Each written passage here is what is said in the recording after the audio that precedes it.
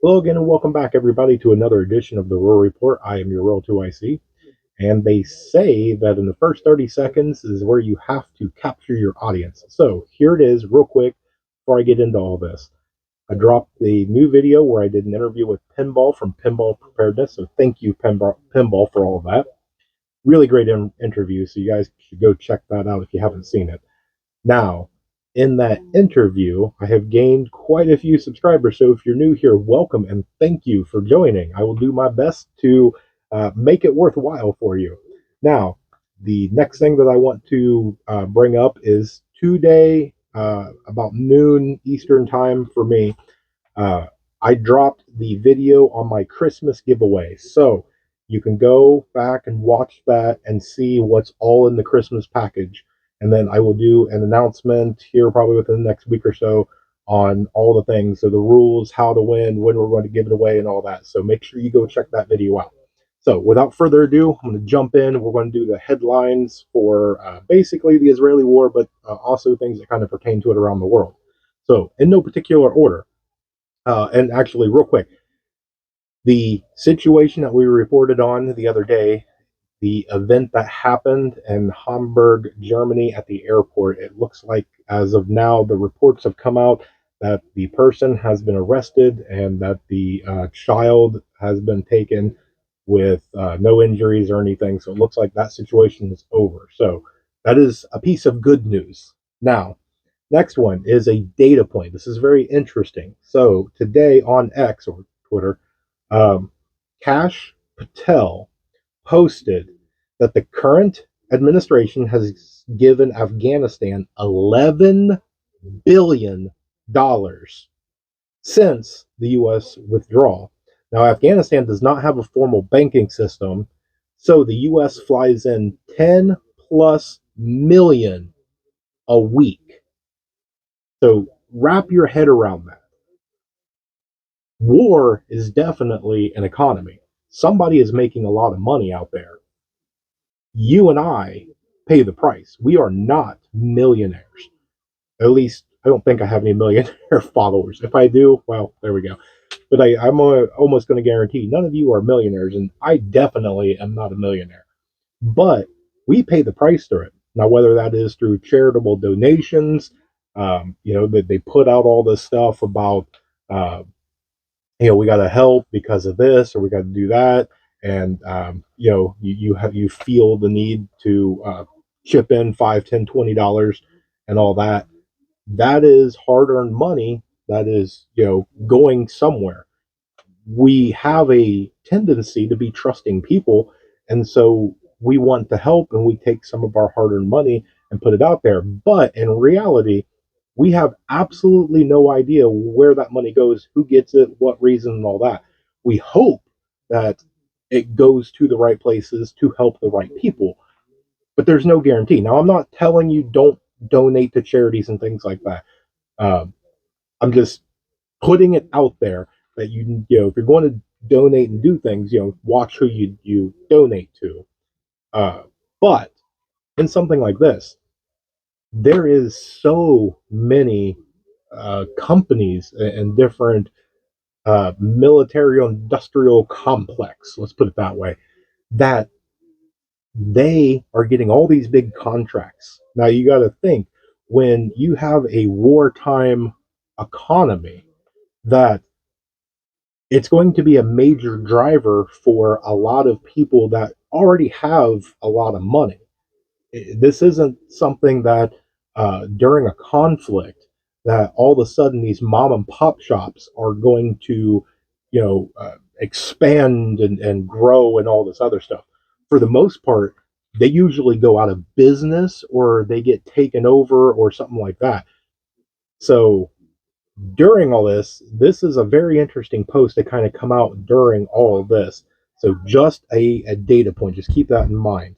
So moving on, yesterday there were multiple cities all around the world that had major pro Palestine protests.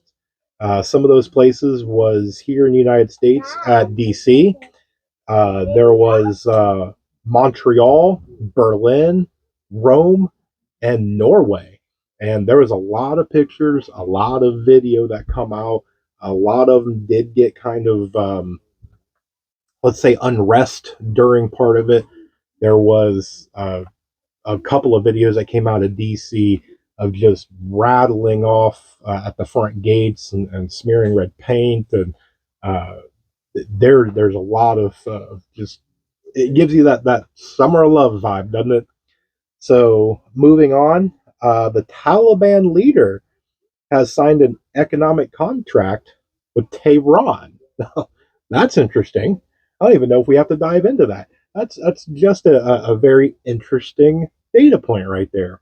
Let's go to Hezbollah has warned unprecedented consequences if Blinken steps foot in Iraq.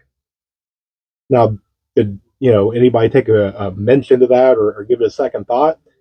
Kind of, because now there's pictures and videos coming out that Blinken did arrive in Iraq, and apparently he heard this warning because in the pictures and videos he is wearing a bulletproof vest. So he took it with a grain of salt to a certain extent. But again, why are we going there? I don't know. Hopefully, it's something that might bring about peace, or is really important or something like that. Because all you're doing is the people that are making a lot of these threats and making things worse. You're just poking at it, and I don't know. Don't know all the reasons behind it, but just a data point. Um, Going back to the pro-Palestine protesters, apparently there was a group that tried to storm the NATO US airbase in Turkey until they were dispersed with tear gas.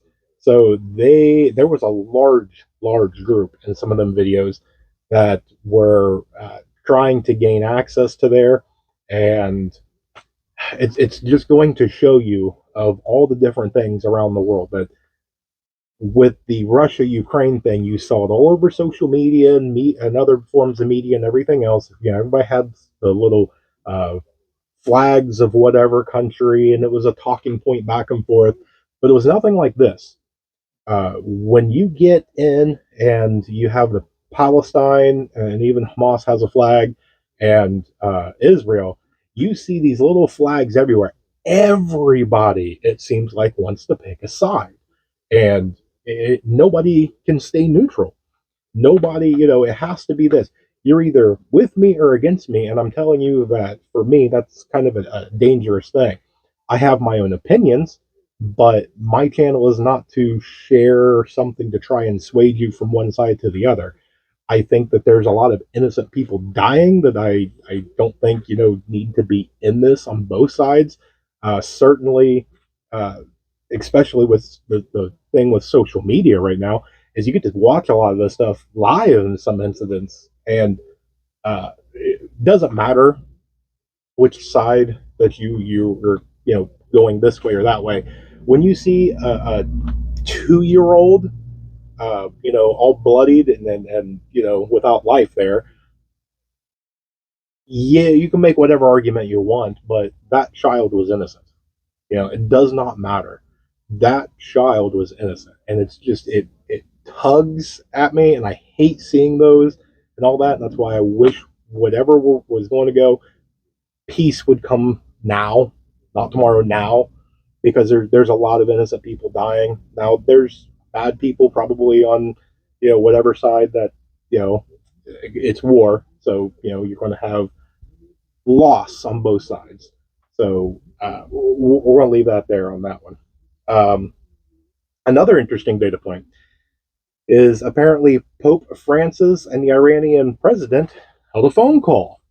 Now, during that phone call, apparently, the Iranian president thanked the Pope for the phone call, saying that it is good to show unity between Muslim and Christian, which is interesting because with that coming out, I want to see, because this is kind of new, I want to see what actual media comes about this, because this is supposed to be a holy war. Now it is. I'm not going to say it's not. It is a holy war. This is a religious war. But this goes a little bit against the narrative, because if this is a holy war, then having this unification between Christian and Muslim is kind of goes a little bit against the grain of the narrative. So it's going to be interesting if they pick it up or how they spin that, or something along those lines. Um, Let me end on one last note.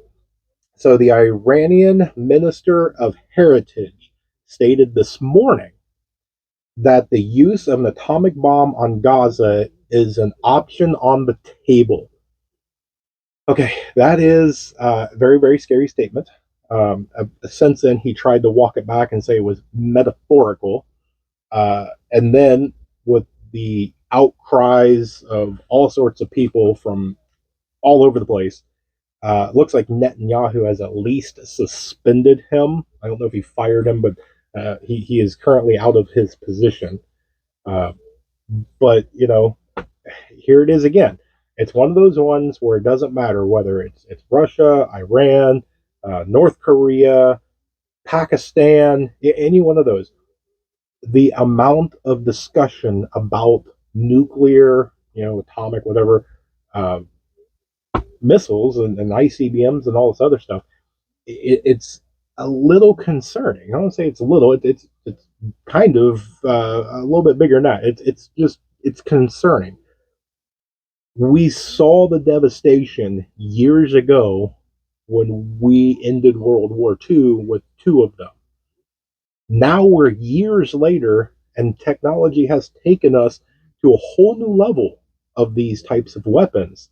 And so the ones that they have now that they will drop, I mean, we're talking about, and this is all just kind of put out by reports, some of these are 20, 30 times as powerful. And so the devastation, it could be extremely dire depending on where it goes, who launches it, and things like that. Hopefully, we'll never ever get to or ever have to experience that. During my interview with Pinball, one of the questions that one of the people asked was, what is a worst case SHTF? And, I agree with him that he said, if it was just all out nuclear war, you wouldn't want to survive it. And I have said this multiple times to a bunch of people that's kind of asked me, like, oh, if a nuke drops, what are you going to do? I got two things of what I'm going to do. It depends on how close it is. So, with me being in Ohio, if it's somewhere on the west coast, I should be fine, depending on jet stream, things like that. But even then, I should be. So let's say it's a state or two over. Let's say it's Illinois or something like that. Nothing against anything like that. If that's where you're from. Uh, just for demonstration purposes, you do what you got to do. That's survivable. It's very survivable. Now, if it was something to where I could, you get a notification on your cell phone and it says incoming nuke, and you look up and you see a little shadow. If it looks like it is basically inbound, I'm going to grab a lawn chair and some sunglasses, and I'm going to watch that thing come in, because I don't want to take these very slow, week long, drawn out, agonizing, painful, death that's going to come. But the same thing. If we're talking about every country that has them just presses the button all at once, nobody's going to want to try and live through that. The nuclear winter, you're not going to be able to grow. Even if you do survive the radiation aspect of it, you're going to end up with all sorts of diseases. You're not going to see the sun for years. You're not going to be able to grow anything. You'll probably go with either disease or starvation fairly quickly. So let's get off the doom and gloom part, because I hate doom and gloom. So uh, with everything that's going on, I just I want to remind you guys to make sure that you are keeping a level head during all of this. There's a lot of things flying all over the place. This is definitely an informational warfare going on. So even if this does not break out into a wide uh, World War III type event, which it very well could, but right now it doesn't look like that. Um, at least, for the next weeks, couple months, or something like that. Now, I could be wrong. It could happen right this, very second, but at least in my opinion, for the next couple of months, we look okay. Um, but make sure that you're keeping an eye on these headlines. Make sure that you're doing the stuff, and that's why with my interview with Pinball, with him, he is doing the things. He's not out here uh, pushing all these products. He's not out here saying, "Hey, go do this," and he turns off, the video, and then he doesn't do anything of what he says. He is doing what he's saying. He's living through it. So you're just joining him on the experience. And same thing with me here. Um, this is all a learning process. I pick up so much from other videos, different comments. You guys help me out on a bunch of different things, so I'm right here with you. I think in his about me on his YouTube, it says I'm as much of a student as I am a teacher, and absolutely, that's me. We're all learning into this, so um, keep doing what you're doing, keep prepping, keep doing everything to build a stronger community. Because if true SHTF happens, like really SHTF, it's not going to matter if you're 4 states away. If you're going to survive and I'm going to survive, there's a good chance that you know even if all of the electricity goes out and all of everything goes out, we still may end up running into each other. And so it's really good to have that community. So keep doing what you're doing. More information to come. Remember, folks, remain united because we're all prepping in this together.